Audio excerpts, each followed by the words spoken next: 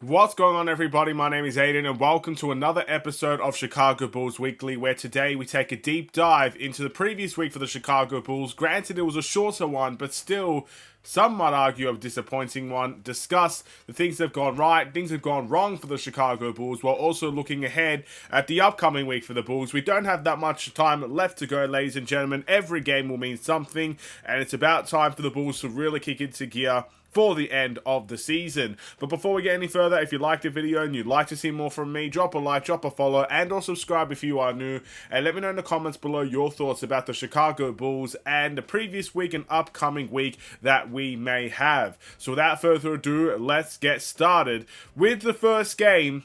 To be fair, we played 3 games this week. We went 1-2, so a rather negative week for the Bulls. Keep in mind it's a shorter week, but at the end of the day, we have no room for error. We continue to lose games. We are on a 2-game losing streak at the moment. It just doesn't feel like we're really getting anywhere as a team. We get close, and then we fall. We get close again, and we fall. That's kind of the Bulls' season in a nutshell. You get close enough to smell the positive 500 record, and then you fall. That's kind of been what the Bulls have been this season. Will we get there? I honestly don't know. But we did beat the Portland Trail Blazers 110-107. This game was a bit of an interesting one, considering the fact that we almost choked the game. We almost blew the game. We were up for most of the game. I think Portland, made a good sniff of things in many ways, but a really, really poor fourth quarter for the Bulls and a really outstanding fourth quarter for the Portland Trail Blazers gave them the opportunity to take the lead in areas where they probably should have ran away with it and won the game, but we took care of business in the end. I even think Portland's coach came out and said, they just couldn't really get things going in a clutch moments when it really mattered in the game, and that was their biggest downfall in the Portland Trail Blazers loss. The Bulls picked up a win they needed. Look, by hook or by crook, we won the game, and that's something a lot of people will not necessarily care about, how good the performances are. They're more focused on how good of a win it is, how good of a win it means for the Chicago Bulls, if you know what I mean. But then we wasted it all away. We had an upcoming game against the Houston Rockets, or I should say a game that we look forward to, with a lot of injuries out for both teams, but we did lose this game 127-117. A big problem with this game is that we didn't stop anything the Houston Rockets provided offensively. Houston dominated us in the paint, dominated us in isolation, dominated us in the mid-range, dominated us at the three-point line, and I think we just got the edge over them in free throws. So they basically overhauled us, overtook us on the offensive end, and as good as the offensive game we may have played, the fact that we couldn't stop anything was the biggest problem in the game. And funnily enough, I think that's the exact same thing that happened against the Boston Celtics, where we played them and lost 124-113. Once again, not hugely fussed about the offensive game. I thought our offense was somewhat decent. When you get to 110 plus points, you normally win those types of games. But we gave Boston 124 points. We allowed them to run away with anything they wanted offensively. They are one of the best three-point shooting teams, and they made us pay from the three-point line. And I just think we couldn't stop anything that they really had to offer, whether it was pick and rolls, lobs, whether it was threes, whatever the case may be, we couldn't really get the job done. So that was the week for the Bulls. Disappointing, not good enough, but at the end of the day, did we really expect anything different? There are some weeks where you look at them and say, wow, what an amazing week. Then the other weeks you look at them and say, I can't believe this is the week that we had. So this is just one of those moments where you say, I can't believe the week that we had. We wasted an opportunity against Houston. We came so close against Boston, and we couldn't put the nail in the coffin at home as well. So you have to deal with that and move on. 9 seed is maybe where we stay. I really don't know at this point, but there's still there's still quite a few games to be played.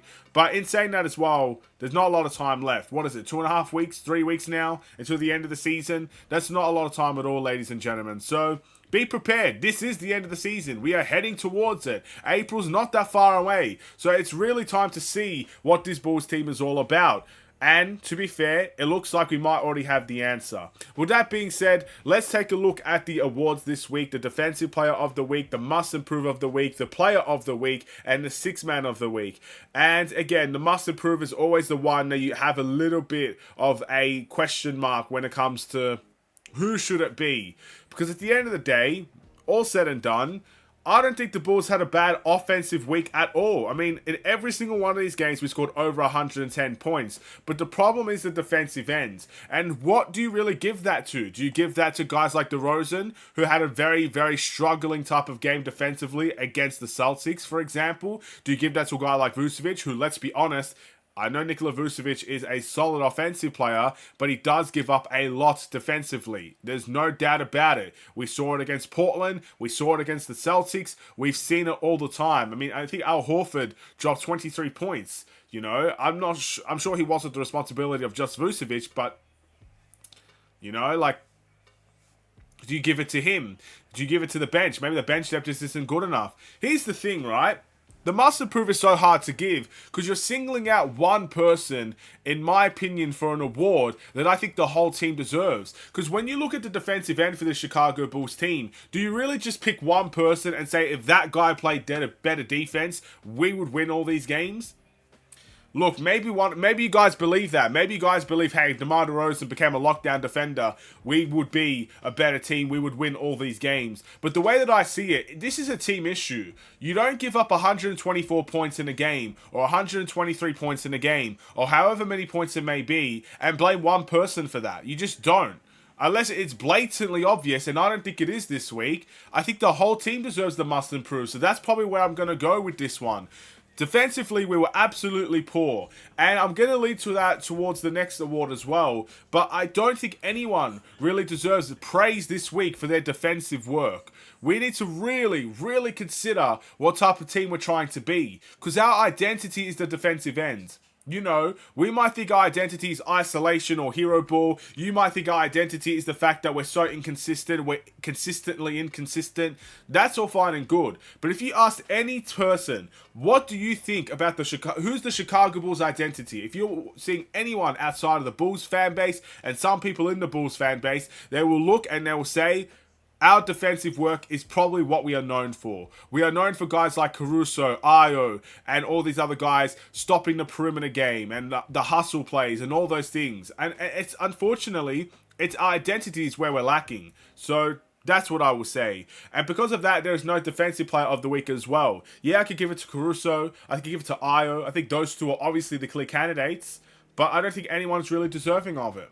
Speaking of the sixth man of the week, let's move on. That would have to go to Andre Drummond. Give a huge shout out to Dalen Terry as well. Had a great game against the Celtics and he played fairly well in one of the other games as well. So I feel like he would be close in contention with that race. But Drummond has been a double-double, close to double-double machine this week. And I think he's deserving of the award.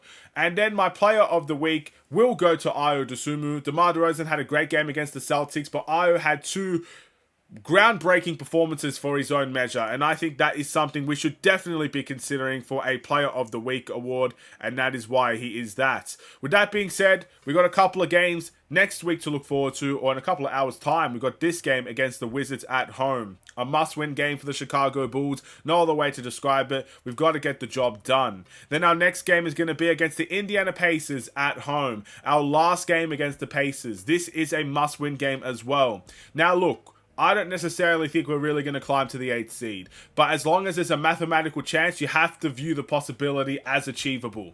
And that Pacers game, I think they're a bit far away from us. They're the 6th seed now. They've avoided the play-in tournament. They've got 40 wins on their season. They might not be catchable. But if there is a chance, wouldn't you want to see the Bulls take advantage of that? It's a massive game, and again, it gives us a chance to tie a season series against the rival.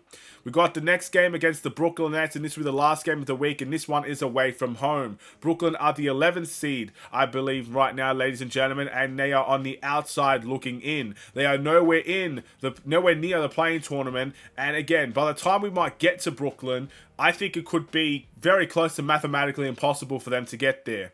So they might be going down a different direction, which means this is a winnable game for the Bulls, and this is a must-win game for the Chicago Bulls. We've not necessarily had a great time against Brooklyn this season, but this is obviously a different Brooklyn Nets team to the one that you probably knew at the beginning of the season. So that's an opportunity we cannot waste. What do you guys think? Thank you for watching. Drop a like and a follow, and or subscribe if you are new. I will see you in the watch-along against the Wizards, and I will see you in the next Bulls Weekly next week. Stay safe, stay healthy, and stay tuned for more. Take care and peace.